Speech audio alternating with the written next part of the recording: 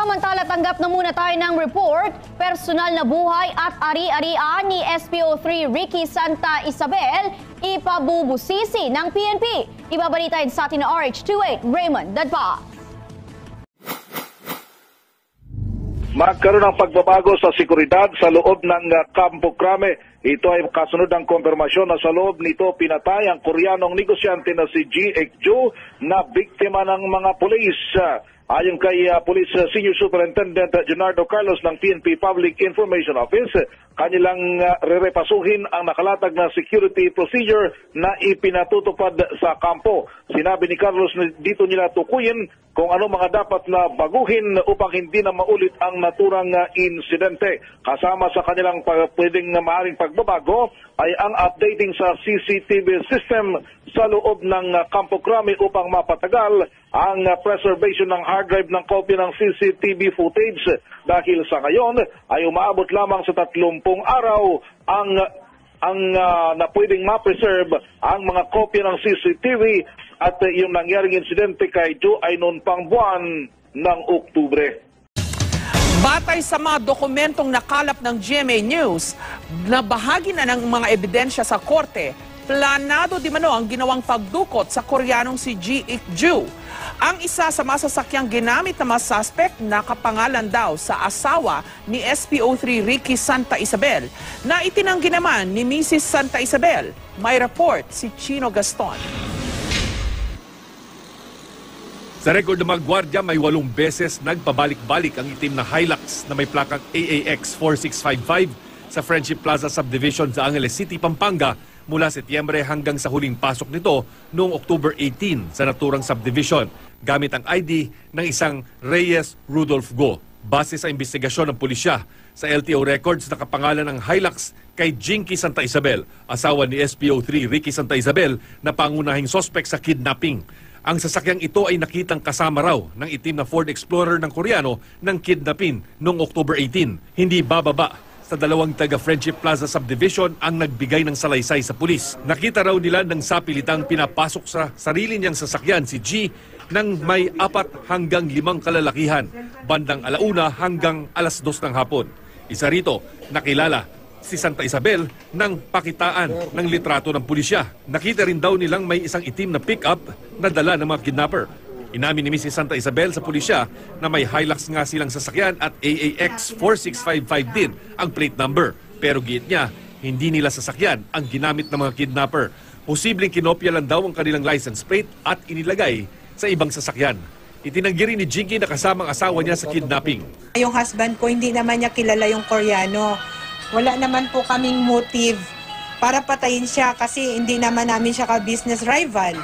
So wala sa isip ng husband ko na masangkot dyan. Ayon kay SPO3 Santa Isabel, lagi siyang nagpupunta sa Friendship Plaza Subdivision dahil naghahanap daw sila ng bahay na matitirhan habang may operasyon. Ang kasambahay ng mga Koreano na si Marisa Morquicho na kasamang dinukot, nagbigay na rin ng salaysay sa pulisya. Bandang 12:00 raw ng tanghali nang pasukin ang bahay ni na G ng mga lalaki. Pinusasan daw ang amo sa likod ng sariling sasakyan nito at narinig niyang may kinalaman ito sa pagbibenta ng iligal na droga. Hiniwalay daw siya ng sasakyan pagdating ng Quezon City. Binigyan daw siya ng 1,000 piso bago binaba sa Cubao. Nakilala ni Morquicho si Ramon Yalong ng pakitaan ng litrato ng mga pulis. Sumurrender si Yalong noong Biyernes. Ayon sa PNP Anti-Kidnapping Group, noong October 18 na monitor ng asawa ng biktima na nagkaroon ng withdrawal sa account nito na tig 20,000 pesos sa 3 ATM machine sa San Juan pasado 8:00 ng gabi. Nakuha ng pulisya ang mga litratong ito mula sa CCTV ng mga bangko. Sa ibinigay na salaysay naman ng asawa ni G, sinabi nitong October 30 na makatanggap daw ng text message. 8 milyong piso raw kapalit ng kalayaan ng asawa. Nakipagtawaran daw siya hanggang sa pumayag sa 5 milyong piso. Pinadala sa kanya nung araw din yon sa isang commercial area sa Pampanga ang pera. Iniwan daw niya ang pera sa sasakyan. Pagbalik niya, wala na ang pera pero wala pa rin daw ang asawa. Humihingi pa raw ng karagdagang 3 milyong piso pero di na niya naibigay. Bukod kay Santa Isabel, may 30 pulis na itinuturing na suspect kasama si Superintendent Rafael Dumlao ng PNP Anti-Illegal Drugs Group. Iginiit ng may bahay ni SPO3 Ricky Santa Isabel na fall guy lang ang kanyang mister sa kaso ng pagdukot at pagpatay sa isang negosyanteng Koreano. Aniya, ilang nakakataas na opisyal ang kumausap umano sa kanila para kumbinsihin ang kanyang mister na akuin ang nangyari. Umaaksyon si Marlene Alcaide. Ito ang sinasabing kuha sa CCTV ng puntahan ni na Police Superintendent Rafael Dumlao III, team leader na Anti-Legal Drugs Group, at isang Colonel Macapagal na miyembro ng PNP Anti-Kidnapping Group, ang misis ni Ricky Santa Isabel na si Jinky.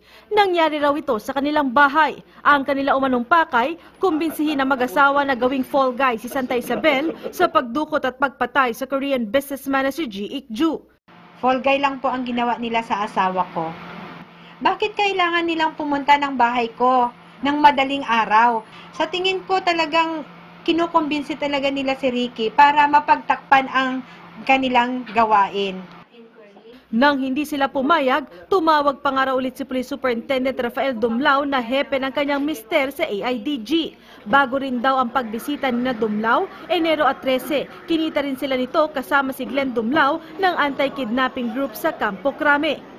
Ang pakay lang nito ni Attorney Dumlao, ni AKG Glenn Dumlao at yung certain Macapagal ay kukumbinsihin ko yung aking asawa na mag-confirm doon sa mga pulis na isisenaryo nila na papatayin. Ito sa aming conversation, talagang ininsist niya po na Jinky, wala talagang kinalaman si Ricky dyan.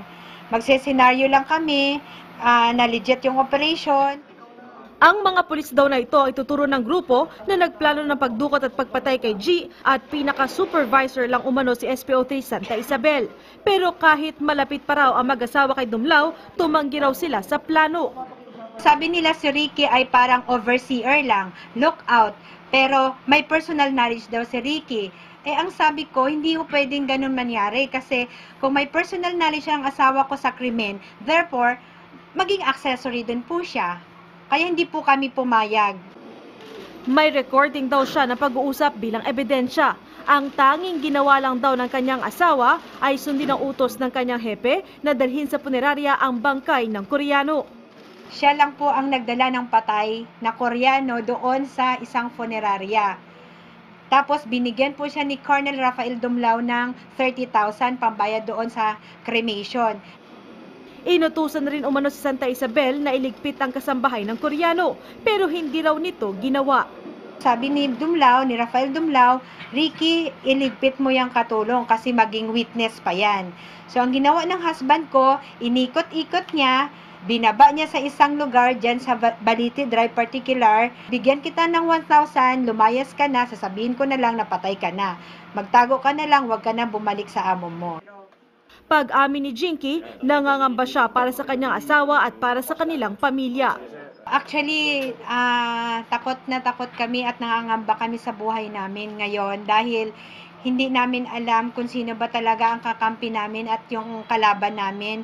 Kasi sa tingin ko, ang kalaban namin ngayon, si General Bato or yung buong PNP. Sinubukan daw niyang kausapin si PNP Chief Ronald De La Rosa para ipasa ebidensya pero hindi raw ito sumasagot. Kaya nagpasya na lang siyang ibigay ito sa DOJ. Ang contention ng mag-asawa is that itong si SPO3 Ricky Santa Isabel has nothing to do with the kidnapping as well as with the killing of Ik-ju. Ang sabi nila ay Paul Kay daw lamang o piniprim up. Ayon pa kay Secretary Vitaliano Aguirre, nagbigay na ebidensya si Jinky na hindi nila sasakyan ang pick-up na ginamit sa krimen. Pinakita sa akin na mga photos na nagpapatunay na parang yung pick-up niya na sinasabing mga 8 or so many pace ilang beses na nakita doon sa Agnes, Pampanga na malapit doon sa bahay ng Koreano ay hindi kanya kapag parang mayroong kambal pick-up, mayroong kambal isang pick-up na may kambal plaka. Dalawang asset ng NBI o ng National Bureau of Investigation ang itinuturong sangkot din di mano sa pagdukot at pagpaslang sa Korean businessman na si Ji Ik-ju. Ayon mismo yan kay PNP Chief General Ronald Bato de la Rosa. Gusto rin niyang paimbestigahan si Superintendent Rafael Dumlao, ang team leader ng suspect na si SPO3 Ricky Santa Isabel. Si Dumlao rin ang itinuro ng misis ni Santa Isabel na di manoy mastermind sa krimen. Nauna nang sinabi ni Dumlao na sasagutin niya ang mga alegasyon ng misis ni SPO3 Santa Isabel sa tamang panahon. May report si June Veneracion. Hindi lang mga pulis, kundi pati mga asset ng NBI. Sangkot din di umano sa pagdukot at pagpaslang sa Korean businessman na si Ji Ik-ju. Kinumpirma yan mismo ni PNP Chief Ronald Bato de la Rosa. Meron naman tayong source din sa NBI na nag-confirm na talagang NBI asset yun at driver pa ka ng isang director doon. Dalawang asset daw ng NBI ang sangkot sa pagdukot at pagpatay sa Korean businessman na si Ji Ik-ju. Ang isa ay nakilala na sa alias na Jerry. Hindi pa natutukoy ang pagkakakilanlan ng isa pang civilian agent ng NBI. Si alias Jerry ang sinasabing nasa likod ni SPO3 Ricky Santa Isabel nang mag-withdraw gamit ang ATM card ng napatay na Korean. Malaking grupo ito. Baka hindi lang ito ngayon ginagawa nila, baka noon pa. Itinanggi naman ng asawa ni Santa Isabel na mister niya ang nakuha na ng video na nag-withdraw sa ATM. Hindi po yan ang asawa ko. Kung mapapansin mo po, payat po siya, itim po siya, at nakasling bag po. Hindi po nagsisling bag yung asawa ko. At hindi po maitim yung asawa ko. Ang asawa ko po maputi, gwapo po at hindi po ganyan pumorma. Ang itinuro ng misis ni Santa Isabel na mastermind sa krimen, si Superintendent Rafael Dumlao, ang team leader ni Santa Isabel sa Anti-Illegal Drugs Group. Ayon kay Ginang Jinky Santa Isabel, si Dumlao raw ang nag-utos kay Santa Isabel na dalhin ang bangkay ng Koreano sa punerarya. Giit pa niya patay na si G nang makita ito ni Santa Isabel. Ang alam ko lang po na pinatawag po siya ng boss niya na si Attorney Rafael Dumlao noong 18 po ng gabi.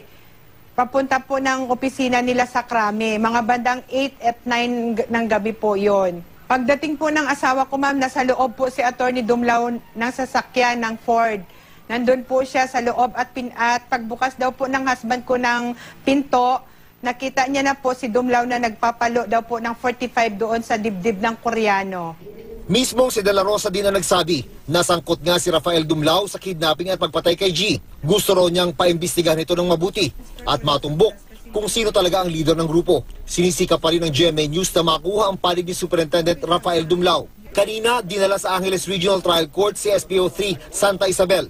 Gusto raw kasi siyang makita ng judge na siyang may hawak sa kasong kidnapping for ransom with homicide ng suspect. Lumalabas sa investigasyon ng Anti-Illegal Drugs Group na nagsimula ang modo si Santa Isabel noong nasa Caloocan pa ito. Noong nasa Caloocan siya, there have been histories na gano'ng ginagawa nila, yung bangketa. Tapos ngayon, bangketa is pa paano siya? Yung bangketa style, yung nauna, yung huhuliin mo with false charges yung tao and then mag-ayusin mo na lang. So doon sila natuto. Doon din daw nakilala ni Santa Isabel si Gerardo Santiago, ang dating pulis na may-ari ng puneraryang pinagdalhan sa labi ni G bago ito ipaklimate. Nasa labas na raw ng bansa ngayon si Santiago. Sa gitna naman ng gumugulong na investigasyon, nagsorry ang Malacanang sa asawa ni G, maging sa gobyerno ng South Korea. Titiyakin daw ng gobyerno ng Pilipinas na makakamit ang hustisya para sa pamilya ni G. We apologize to the South Korean government and people for this irreparable loss. But we commit the full force of the law to ensure that justice is served and not delayed.